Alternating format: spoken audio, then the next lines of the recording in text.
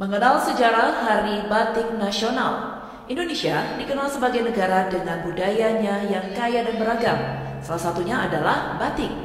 Batik dari Indonesia juga sudah dikenal di seluruh dunia sebagai warisan budaya Indonesia yang berharga.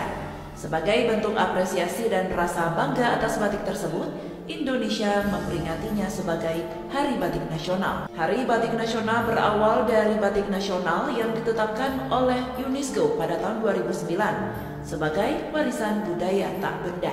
Ketika itu diselenggarakan sidang keempat Komite Antar Pemerintah tentang Warisan Budaya Tak Benda oleh UNESCO di Abu Dhabi pada 2 Oktober 2009.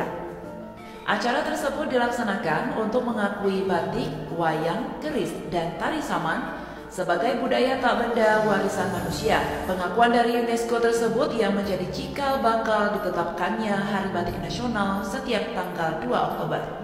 Hari Batik Nasional ini menjadi cara untuk menjaga identitas bangsa.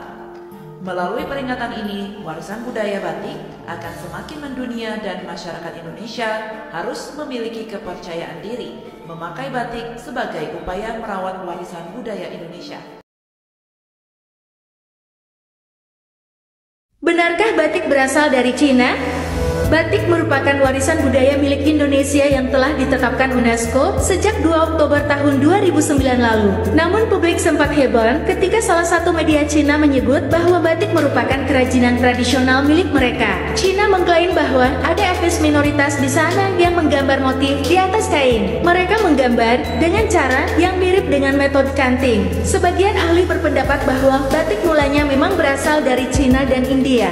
Hal ini karena teknik serupa membatik memang sudah diterapkan di wilayah tersebut bahkan jauh sebelum di Jawa. Namun hal ini dibantah oleh sebagian ahli yang menyebut bahwa bahan dan alat yang digunakan berbeda.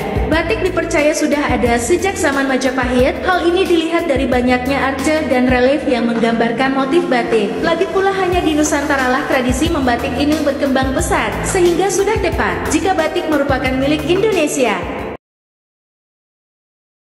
Pada masa era Kartini, batik yang digunakan masyarakat berbeda dengan yang dipakai oleh kalangan bangsawan. Melihat hal itu, beliau berani berinovasi membuat batik sendiri dan menciptakan motif di luar dari pakem batik pada umumnya, dengan tujuan agar para bangsawan dan rakyat biasa bisa terlihat setara saat memakai batik. Batik ini mengandung perpaduan dari motif khas Jepara dengan ragam hias bunga yang dilukis dalam gaya Hindu Jawa, dipadukan dengan sentuhan warna coklat sogan khas batik keraton. Selain itu, Kartini juga mengirimkan batik buatannya itu sebagai cenderamata untuk temannya di Belanda, yang membuat takjub banyak tokoh-tokoh besar dan akhirnya memperkenalkan batik di mancanegara, menjadikan R.A. Kartini sebagai duta batik pertama Indonesia.